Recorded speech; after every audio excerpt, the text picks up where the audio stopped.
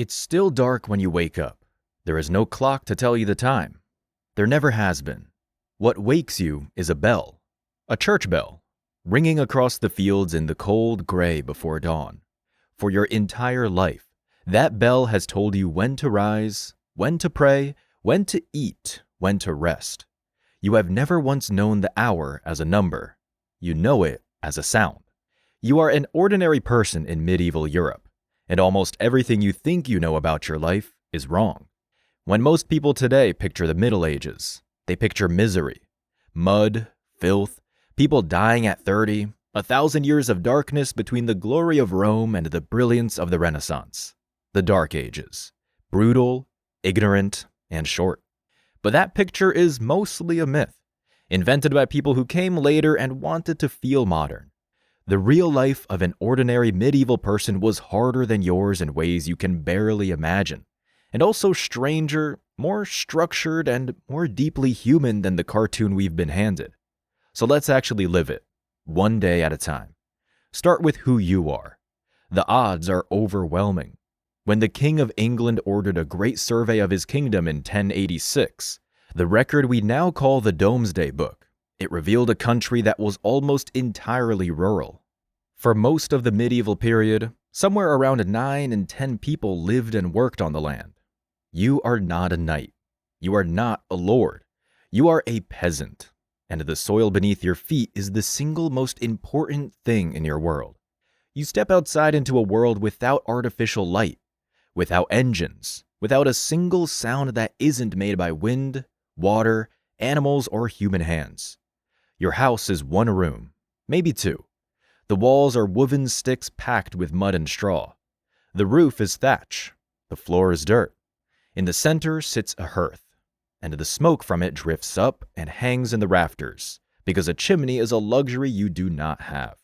In winter, your animals may sleep inside with you, because their warmth is worth the smell.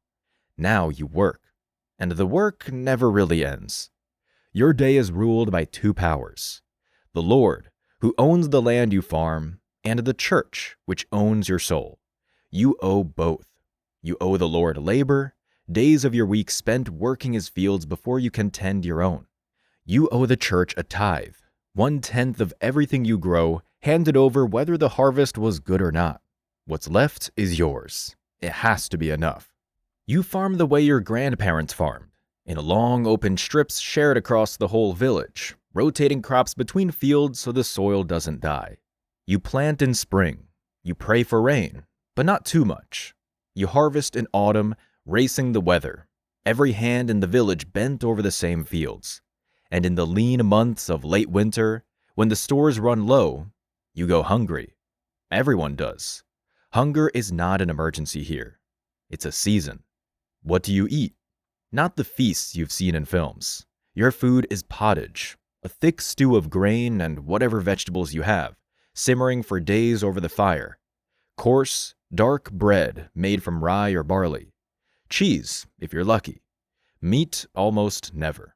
And ale, weak and watery, drunk by men, women, and children alike, because it carried calories and was safer than water from a doubtful stream. So far, this sounds like nothing but grinding hardship. And it was hard. But here's the part that the cartoon leaves out. You are not alone. Not for a single moment of your life. You were born into this village, and you will die in it, surrounded by the same few hundred faces. Everyone knows you. Everyone watches you. There is no privacy, but there is also no isolation. When your roof collapses, the village rebuilds it. When you are sick, the village feeds you. Your survival is stitched into theirs. And then there are the holy days. The medieval church calendar was crowded with saints and feasts. Add those festival days to every single Sunday, and historians estimate that an ordinary peasant could have dozens of rest days across the year. Not vacation as you'd know it, but real days when the work stopped and the whole village gathered. There were feasts, dancing, drinking, games that would look violent and chaotic to modern eyes. The rhythm of your year was not endless labor. It was hard work broken open again and again by celebration. And that idea that you'd be dead by 30? Also a myth, and a revealing one. The average lifespan was low, yes, but the number is dragged down by something heartbreaking. So many children died young. Perhaps 1 in 4 never reached the age of 5. But if you survived childhood, you had a real chance of living into your 50s, your 60s, even beyond. The old man by the fire telling stories was not a miracle. He was ordinary. So this is your life. Bells and seasons and soil and faith. Hard, close, and predictable. Your parents lived it. Your children will live it. Nothing changes and nothing is supposed to. Until one year, it does. In 1347, a ship arrives in Europe carrying something invisible. Within a few short years, a plague we now call the Black Death sweeps across the continent and kills somewhere between a third and half of everyone alive. Whole villages empty.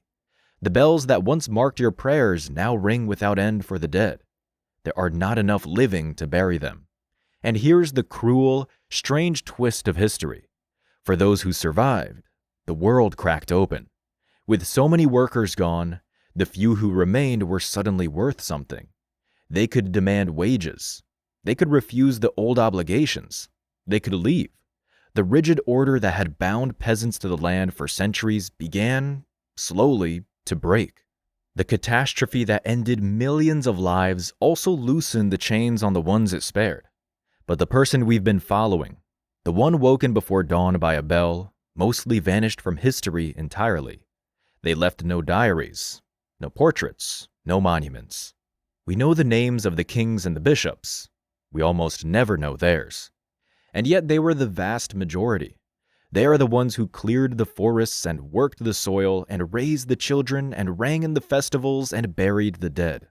For roughly 1,000 years, hundreds of millions of them lived and died by the sound of a bell, in a world lit only by fire, bound to a few acres of earth they would never leave. They were not a dark age waiting for a brighter one. They were simply people, living the only life they had in the only way they knew.